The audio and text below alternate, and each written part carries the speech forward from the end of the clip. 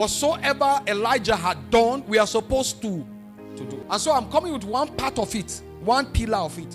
It's just one. And if we can retain that, I see a lot of abuse around that particular pillar. That pillar is what helps a lot of people. And I will show you with examples. You know, when preachers preach to you, what they do is that they begin to show you men of God that have died. And then you now begin to look at them like superhumans. Me today, I want to preach to you and show you men of God that are alive. Men of God that are with you. Then I'll show you their lives before and I'll show you their lives now. That's what I want to do. I don't want to talk to you and talk to you about Charles Finney that you have never heard of. I don't want to talk to you and talk to you about D.L. Moody that you have never heard of. I don't want to talk to you and talk to you about Katherine Kuhlman that you have never heard of. I don't want to talk to you and talk to you about Woodworth-Etter. I don't want to talk to you about it. You don't know them. Some of us. So let's work with those who you know. Who when they call their names, it rings a bell. And you know what? I don't want to also work with the old fathers. The likes of Pastor Adeboye, Bishop Oyedepo, and the rest of them. I don't want to talk. You will call them fathers. They are our fathers. I want to call the people who are in their prime. That the people I want to talk about today. But I want to first of all establish something before I talk about them. Then I will show you that what I'll be establishing to you. I will tell you how that they did it with evidence. Some of them, I have relationship with them. Some of them, I have close relationship with them.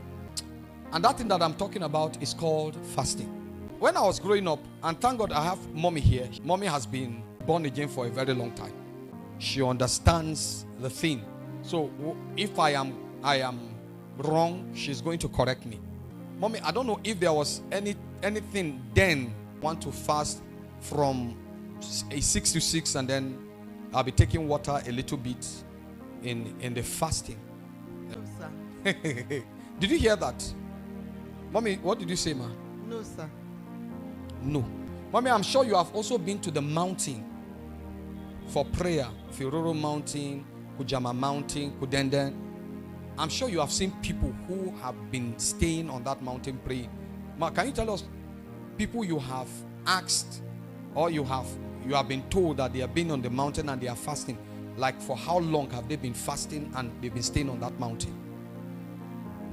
Like in this mountain, the one that is it Kudende?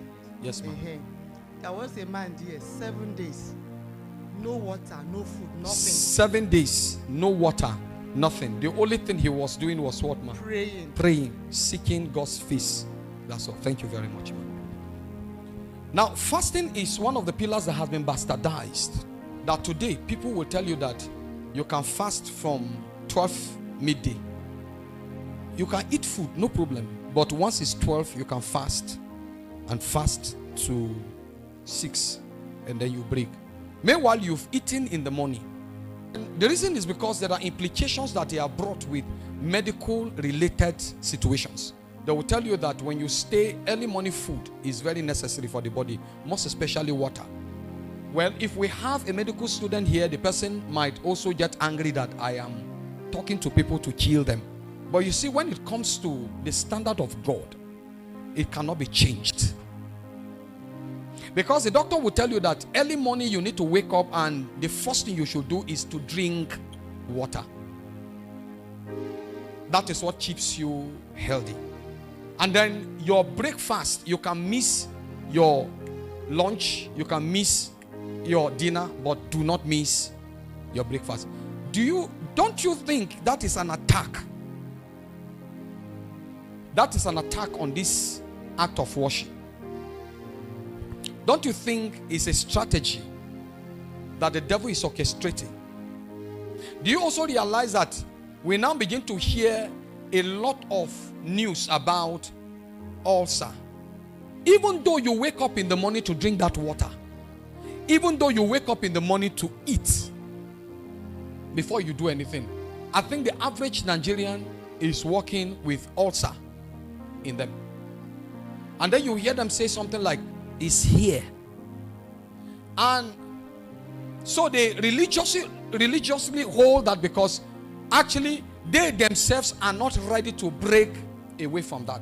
But let me tell you something. Fasting has an ability to destroy the level of pleasure in man.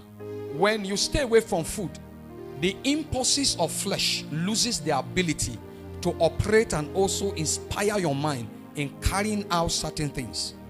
Whenever a man stays away from food for particular time, what happens is that the impulses that the devil uses to manipulate in talking to the sensories of that man begin to lose their ability to connect in touching that center point of control in man. You know what they call it in computer? What do you call that in now? The central processing. Thank you. That is what the devil comes, and that is actually the soul, dwells within the soul. So the devil comes there. So the moment a man is fasting, there is a signal that sends. So the flesh loses the ability, because the flesh is only powerful when it begins to eat what pleases it. So when you eat, the food you are eating is not actually for the spirit. The food you are eating is actually for the body. Is to keep the body, to nourish the body. And that is why in school you will be taught the classifications of food. And they will teach you such that if you begin to pay attention to a particular class, there is a danger attached to it. And so they will tell you that there is what they have come up with, which is called balanced diet. So when you do balanced diet, you are able to live a life, a good life. And then they will tell you also that there is a fruit that can make your skin to shine. And that's very true. There is the one that when you eat, also you go to the toilet, you are going to scream like someone who wants to give birth. The moment you take a particular kind of food, it helps to break that down, that you will enter at ease. You can even be reading your newspaper while you are in the toilet. Am I talking to someone here?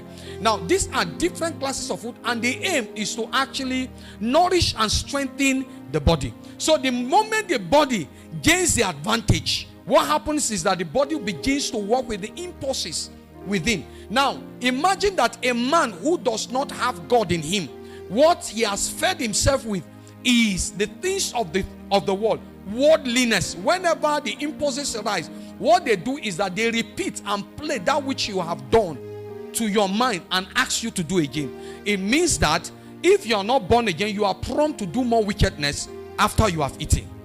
Are you here with me now?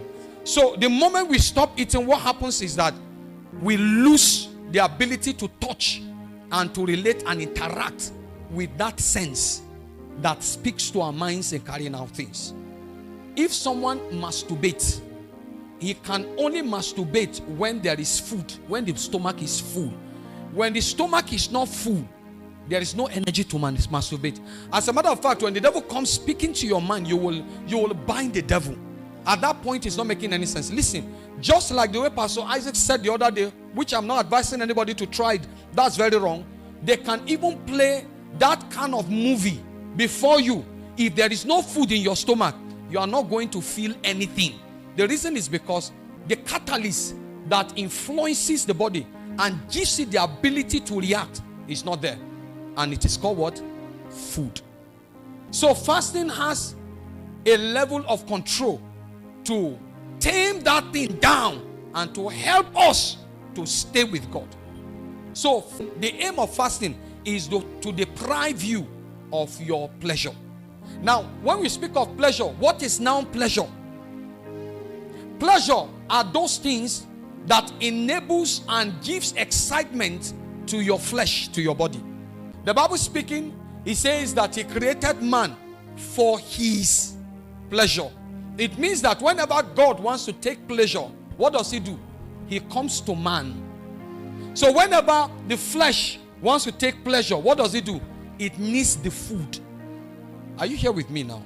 So pleasure is an excitement that you derive for your flesh in order to meet the appetite of your flesh. Example, fleshy things are not taught. Fleshy things are naturally activated. Fleshy things are not taught. Fleshy things are naturally activated. The reason is the design material that was used to house you is actually from the place where pleasure comes from. This material is designed from the world. So the things of this world will naturally be attracted to this material. Yesterday I was teaching the people, I said, when God gives you something and does not open your eyes to it, stay within the parameters that God has given you. Don't go beyond that.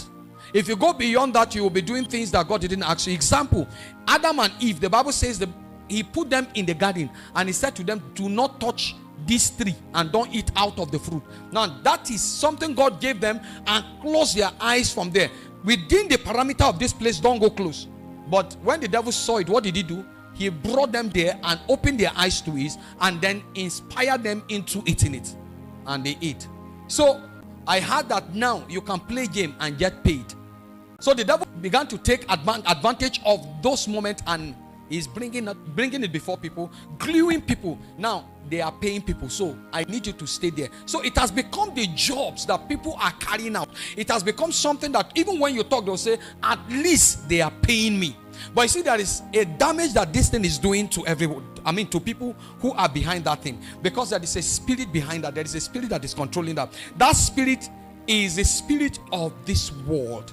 Many people have gotten initiated as a result of that. Time will fail me to begin to show you celebrities who started well, but today we don't understand their lives again. One of the person is Jaden Smith, Karat Kid. Those of us who were admirers of that boy then, if you see this boy now, you will not recognize him. It's as a result of that. You see, the devil will keep pushing you and bringing these things, and he's bringing the word, because that was what he came attempting to do with Jesus. He will keep bringing the word, and later you won't be able to find your way back again, because you have gone too far. So whatsoever thing that gives the body pleasure, the devil takes advantage of it. So can we begin to list them? Number one, we say James. Number two, movies, right? There are people who do not have even a message on their phone, but they have more than 100 movies. Some people are even beating their chest to tell you that all the movies in 2025, I have seen all. That's pleasure you derive for the flesh. What you are doing is that you are feeding the appetite. Now I want you to understand, because I'm going somewhere. That is food that you are feeding the flesh. You are giving the flesh a lot of energy, strength, such that when you come to the place of prayer, those things that you have built, the fortresses that you have made, becomes a defense against God having expression into your life. So when you lift up your hands to pray, it is difficult for you to connect. While people are worshiping and praying, you are there just doing like this. Have you noticed it? You can be in an intense atmosphere, but somebody is just there looking at you people as if you are bags of nonsense. What is going on here? This does not belong. I don't belong here. You know why? Because that is not your ecosystem. You have been deprived from the place where you are activated into a strange civilization. So when you enter there, it's being displayed in your action. But when we put you back to your system, your civilization will be recognized, because you will now begin to relate with the things around there. The atmosphere you will now relate with the things that you can see there. A little bit Christians and with a little bit worldliness. You will see them when they hear worldly music, say, this thing they rock my body, this thing they rock, ma just rock small, not be anything now. It's a bit of worldliness that is inside, and you cannot have a bit of worldliness in you. It's either you carry God or you carry the world. What about the next one? Food. Food is another one. There are people who are foodies. Is there any word like that? They eat food. Anything food, they eat. If you give them fasting, you don't tame them and tie them to a pole, they leave that place. Oh my God. They see food. Even if you garnish sheets with oil and give them, they are going to eat and think it's food. Honestly, I'm telling you, this is not to stir up any excitement to make you laugh or something. It's the truth, I'm telling you. There are people who cannot just use their eyes to see food.